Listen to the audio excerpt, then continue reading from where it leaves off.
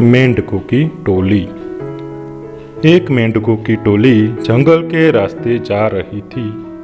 अचानक दो मेंढक एक गहरे गड्ढे में गिर गए। जब दूसरे मेंढकों ने देखा कि गड्ढा बहुत गहरा है तो ऊपर खड़े सभी मेंढक चिल्लाने लगे, तुम दोनों इस गड्ढे से नहीं निकल सकते, गड्ढा बहुत गहरा है, तुम दोनों इसमें से निकलने की उम्मीद छोड़ दो।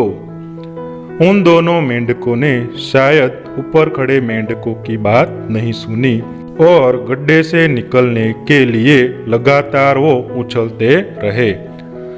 बाहर खड़े मेंढक लगातार कहते रहे, तुम दोनों बेकार में मेहनत कर रहे हो, तुम्हें हार मान लेनी चाहिए, तुम दोनों को हार मान लेनी चाहिए, तुम नहीं निकल सकते।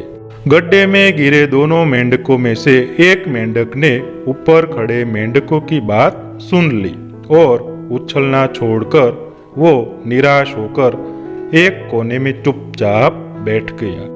दूसरे मेंढक ने प्रयास जारी रखा। वो उछलता रहा जितना वो उछल सकता था। बाहर निकलने के लिए वो बार बार उछल रहा था। बाहर खड़े सभी मेंढक लगातार कह रहे थे कि तुम्हें हार मान लेनी चाहिए, पर वो मेंढक उनकी बात पर ध्यान नहीं दे रहा था और बाहर निकलने के लिए उछलता रहा और काफी कोशिशों के बाद वो बाहर आ गया। दूसरे मेंढकों ने कहा, क्या तुमने हमारी बात नहीं सुनी?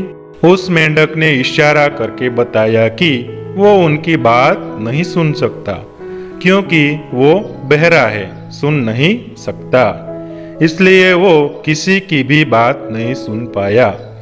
वो तो यह सोच रहा था कि सभी उसका उत्साह बढ़ा रहे हैं और बाहर निकलने के लिए उसे प्रोत्साहित कर रहे हैं। दोस्तों, इस कहानी से हमें यही सीख मिलती है कि जब भी हम बोलते हैं उनका प्रभाव लोगों पर पड़ता है, इसलिए हमेशा सकारात्मक ही बोले।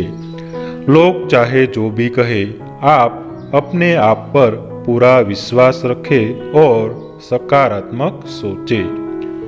कड़ी मेहनत, अपने ऊपर विश्वास और सकारात्मक सोच से ही हमें सफलता मिलती है। धन्यवाद।